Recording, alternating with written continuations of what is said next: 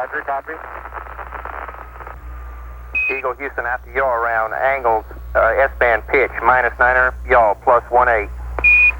Roger, you're a go to continue power descent. You're a go to continue power descent. Altitude now 21,000 feet, still looking very good. Velocity down now to 1,200 feet per second. You're looking great to us, Eagle. Give us a reading on the 1202 program alarm. Roger, we got you. We're going at alarm. Good radar data. We're now in the approach phase, everything looking good. Altitude 4,200. Houston, you're a go for landing, over. Roger, understand. Go for landing. 3,000 feet. Program alarm. Altitude 1,600. 1,400 feet, still looking very good. 700 feet, 21 down. 33 degrees. 100 feet down at 19. 1201. 1201. Roger, 1201 alarm. We're go. Same type. We're go. Altitude, velocity, light. 3.5 down. 220 feet. 13 forward. 11 forward, coming down nicely. 200 feet. 4.5 down. 5.5 down. 60 seconds. Lights on. 6. Down 2.5. Forward. Forward. Good. 40 feet down 2.5. Picking up some dust. 4 forward. 4 forward. Drifting to the right a little. Good. Okay. Contact light. Okay, engine stop. We copy you down, Eagle. Tranquility Base here. The Eagle has landed. Okay, we've changed our graphic picture here in the background, and it's a one-sheet poster that I put together from pictures on the website www.geocities.com/Apollo Reality/. And the gentleman that put this together got actually these images off the Langley Research Center website.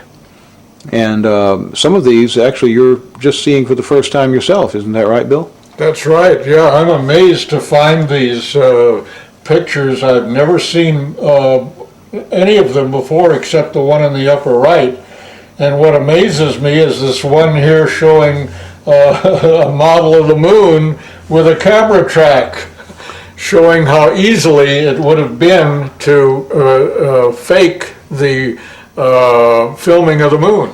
And then the image just to the right of that shows like the finished moon. Exactly. With somebody sitting at the controls, maybe turning it or... Right. These are very revealing pictures, and I strongly recommend people with PCs to download them and study them. And of course, this brings up the subject of the death of whistleblowers. Men like Gus Grissom, who was burned to death along with Chafee and White. He went pretty open with it, putting a lemon on Yeah, he was going to give an interview about what he really thought about Apollo.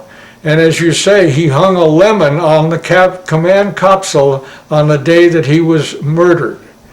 And we should also look at Scott Grissom, his son's evidence that a secret switch was installed in the capsule to ignite the fire that killed Grissom, Chafee, and White. We could go on for quite a while about the death and injury to people that have pursued this Apollo hoax subject very diligently.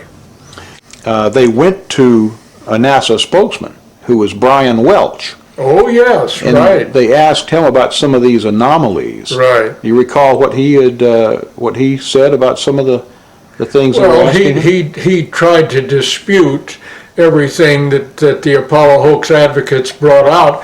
But the interesting thing is that about a month after he gave this interview, he was dead.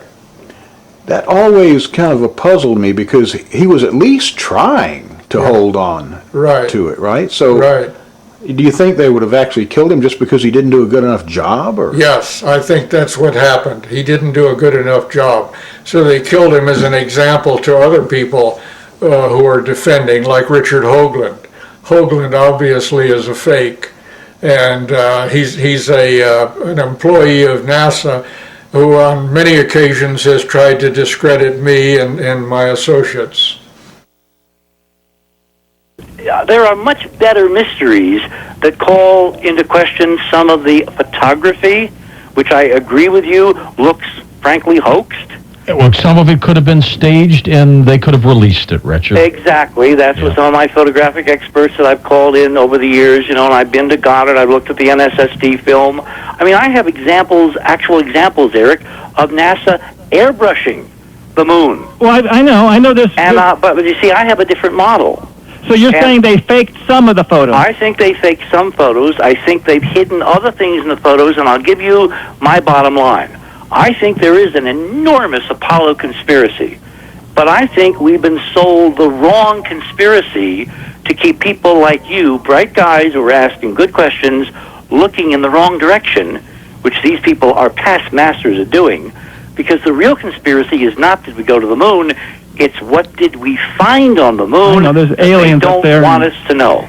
And as I said earlier in the show, I found areas where NASA faked the imagery, I believe, to hide really cool stuff. Okay. And I found other areas where the photographs are consistent with us landing on the moon. And it's possible, Richard, that some of these beauty shots were staged, and they threw them in there and grouped them in with the real ones. Exactly. Next up, let's go to our wild card line. You're on the air with us. Hi there. Our next speaker is Professor James McKinney. If you double the size of your rocket, you don't double the size of your payload. So you're very limited, and now let's try and get to the next planet or out to the moon. We have to start sending individual things up there, couple them together, and then go out to these other planets. By the way, there's a small problem with going to the moon, and inch by inch, NASA is leaking out that they know that there's a problem there. It's called the Van Allen belts, high radiation belts of charged particles around Earth, and we don't know how to get through them, they say. Well, isn't that interesting, because there sure didn't seem to be a problem back in 1969. Obviously, they didn't go to the moon.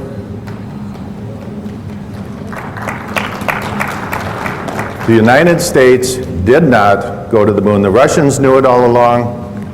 I thought at the time we did, but I've since learned we absolutely did not. And there's no question about it. And they're starting to figure it out. NASA has a program called Living with a Star. That's a pretty name for how do we get through the Van Allen belts. They have all their top scientists working on it. It's a tremendous problem because we do not have any kind of a spacecraft that we can send up that doesn't have metal in it. And when these charged particles hit metal, they produce X-rays. Nothing you can do to get around that. So anybody sitting around something metal in outer space in the Van Allen belts is going to be French fried. And so that whole thing was a giant hoax. And you have second and third tier scientists in the United States who are running around saying, oh, yes, we did, yes, we did. But the very top level people, what I call the tier one scientists, the black op mill scientists, know for a fact we didn't go. And it's a real problem. They don't know how to get through there.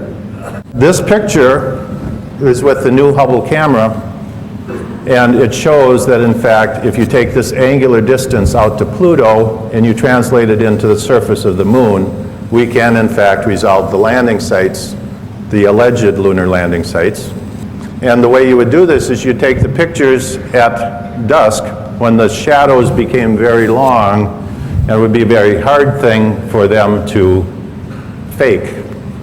So at any rate, we have telescopes on Earth that are much larger than the Hubble. Much better resolving power. So why, you would think these astronomers would be chomping at the bit to show you those lunar landing sites. And look at the incredible resolving power of this telescope we have here. Why have none of them done that? Because there ain't nothing there. And we get all kinds of excuses. Oh, we can't turn the telescope up there because the moon's too bright. Well, then all of a sudden we saw the full moon on a web page, on a NASA web page, the entire full moon taken with the Hubble Space Telescope. And you're telling me they can't take one little teeny patch of the moon, which is millions of times less bright. So bottom line is, they know they didn't go.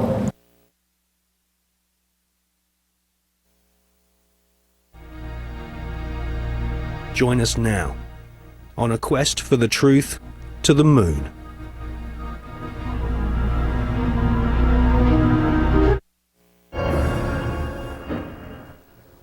In this film, we shall not only prove beyond all reasonable doubt that many of the official NASA images of lunar exploration are fake, but we shall also examine the motives for the biggest lie put before the world.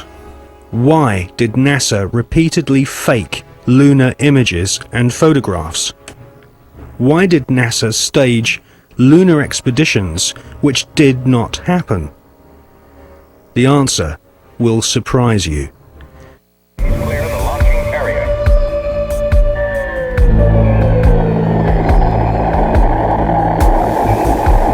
NASA spent gigantic sums of money during the 1960s, but most of it was spent on the ground, not in space. Huge American corporations, many of which were manufacturing hardware for the military, made gigantic profits designing space vehicles and, more importantly, life-sized models of spaceships, and even huge stage sets resembling the lunar surface. Someone in NASA had realized that after taking billions of dollars from the American people, if they couldn't make it to the moon, they would fake it to the moon. Obviously, if you're going to somewhere that nobody has been before, you need to have a simulator which recreates that environment as closely as you can. If you're going to the moon, you recreate the surface of the moon. And here we see a section of the lunar surface created. It's about 30 foot high, 30 foot long, 35 foot long.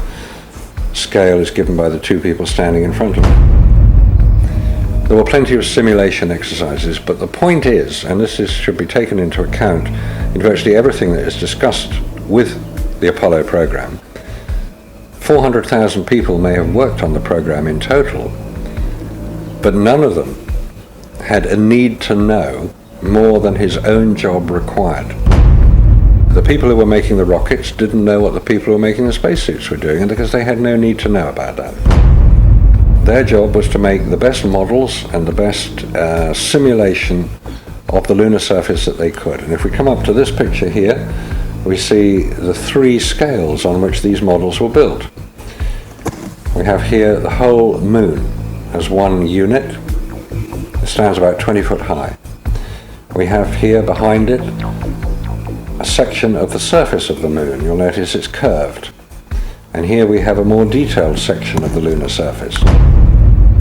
What you're saying is that the images which we're told show a camera pointing out the window of the lunar module as it's coming into land on the moon could well have been filmed previously using these large-scale models. That's right. It could well be that what we are looking at are films of realistic models.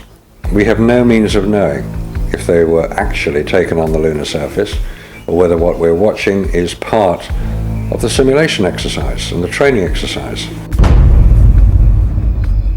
And you'll notice here on these models there is a camera track. A camera starting at this end, coming down here, would approach the moon, or appear to approach the moon, and become ever closer towards it. This is a simulation rig that was built. This is the command and service module of the Apollo program. And you'll notice that the window here looks out onto a block here, and there's another one here. They're curved. These are the screens onto which the lunar surface was projected as the craft made a simulated approach towards the lunar surface.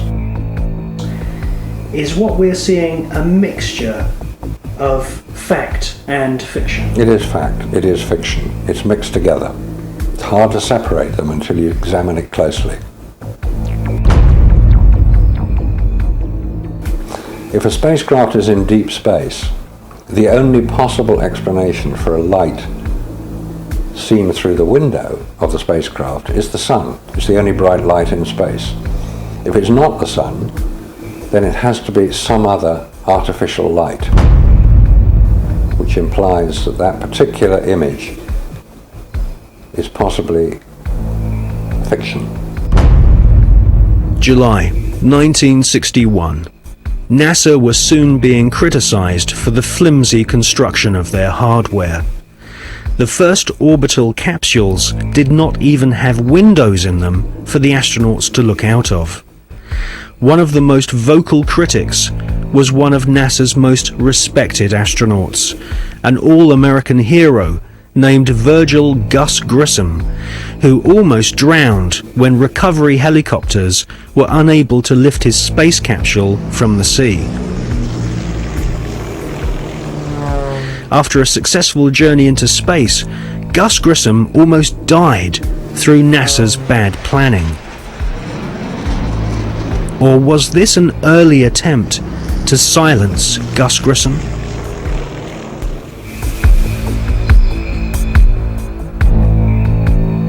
May 1963.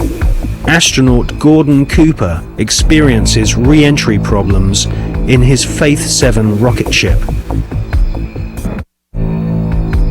The prototype lunar module, known as the LIM, had serious stability problems.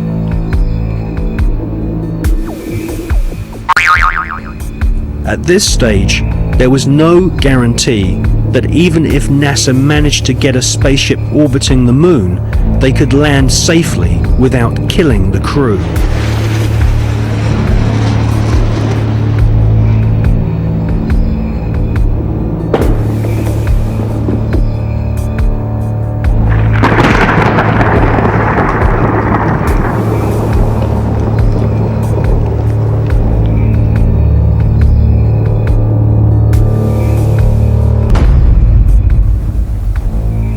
Could the footage which we see of the LIM approaching the moon be filmed in a TV studio?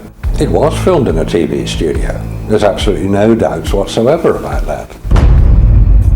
And the way that this film was created was by the use of models. There's nothing secret about the models. They exist. You can go and see them today. The models were very lifelike, very realistic. There is one that is a life-size model. It's in Flagstaff in Arizona. It's 2 miles long, and it's an exact replica of the Sea of Tranquility.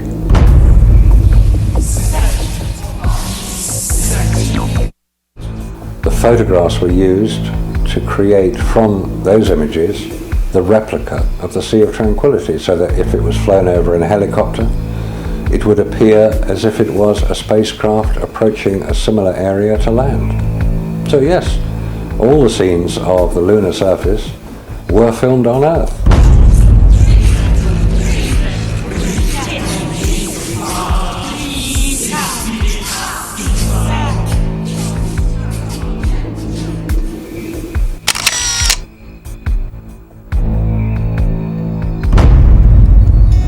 Radiation, and without having spacesuits nor spacecraft which can protect the occupants from radiation, NASA convinced the American people to pay $40 billion for the space program.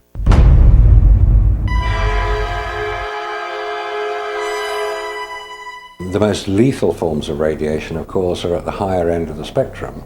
That's gamma rays and X-rays. We know what ultraviolet can do. If you stay out too long in the sun, you get sunburn and skin cancer and die, and it's all very sad. But gamma rays, and X-rays especially, are particularly lethal to humans, unprotected humans. There was no protection that I have been able to identify. I've found no reference to it. I found nothing that will tell me what level of protection is offered, so I have to assume none was. I've contacted the manufacturers of the spacesuits, and they said there was no radiation protection built into the spacesuits, because I asked them if these same spacesuits could be used by technicians to go into Chernobyl or 3 Mile Island, because the nuclear reactors produce the same radiation as produced in space. They said no, not advisable, no protection.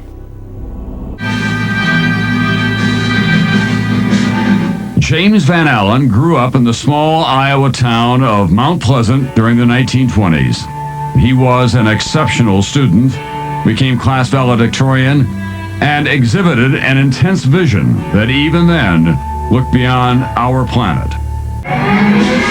The environment was the time of the Cold War, and it was something scary. It was something for a child, it seemed very scary to have to hear about bomb shelters and hiding under our desks. And I remember first hearing that my father was going to go to Russia and being so frightened by that, and asking my father, why was he going to Russia? Wasn't he scared? And I remember him explaining to me that in the scientific community, what they do, and as they take data and exchange data, somehow that transcends what is going on in the political arena. So that there is always a sense that the quest for intellectual activity was something very special. Remember that, so that the Cold War suddenly didn't seem very cold to me, even as a young child. In Washington,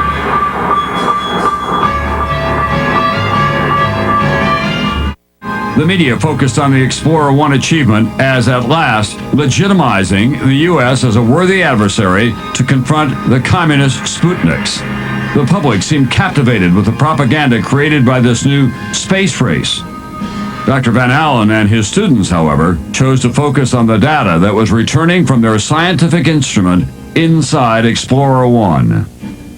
When the first results came back, the group at the University of Iowa, this was Van Allen and Ernie Ray, then began to help with it, eventually Carl McElwain. Saw immediately that there was an anomaly, there was something unexpected. We have encountered a very great increase in radiation intensity, which is vastly beyond what could be due to cosmic rays alone. We call it geomagnetically trapped radiation.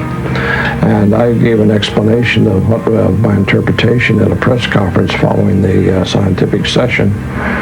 And one of the reporters stood up and he was trying to visualize what I was saying. And he said, "You mean it encircles the Earth like a belt?" I said, "Yes, that's great. That's what it is. It's like a belt around the Earth." And so that's the way they got the name of radiation belt, from this exchange with this newspaper reporter and myself. Well, certainly the discovery of the radiation belts was the most important discovery of the International Geophysical Year, because it represented a discovery of some major phenomenon that had a substantial impact both on scientific research and on plans for manned flight later on.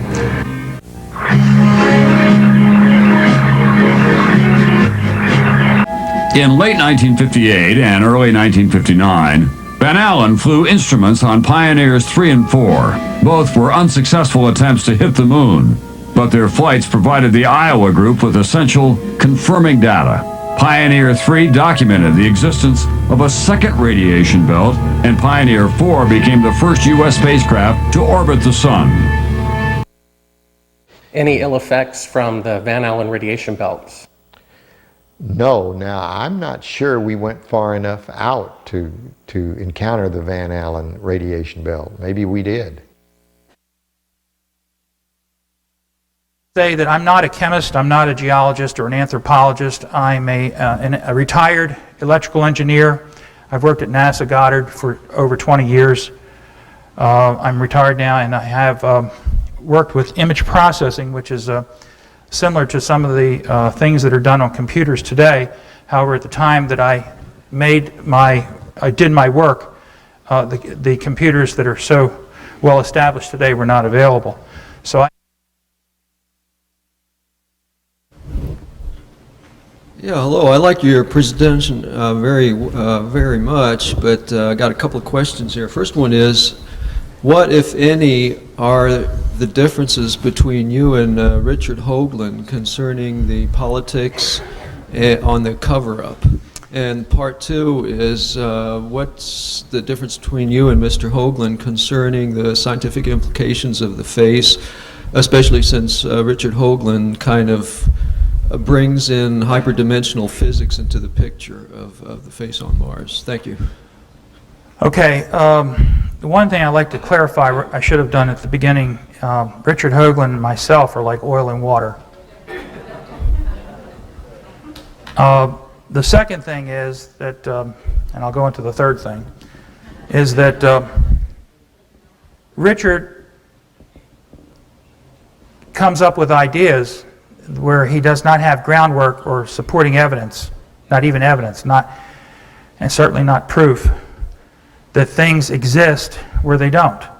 For instance, I've seen some of his work where he has found swastikas and German tanks on Mars, and he has found cathedrals on the moon Europa of Jupiter that resemble burnt-out cathedrals from World War II in Europe, and various other things which not only can't be proved, but they aren't even evidence, and I stay as far away from him as I can.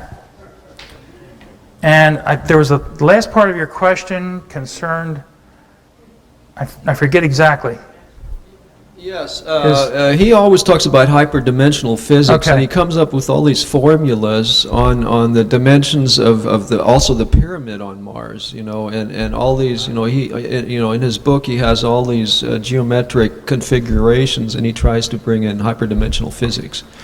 It's hard enough for me to give evidence and present it at conferences with facts that I can show to scientists, but to try to back up something with a relationship to another planet is so hypothetical that it just doesn't have the substance to hold up.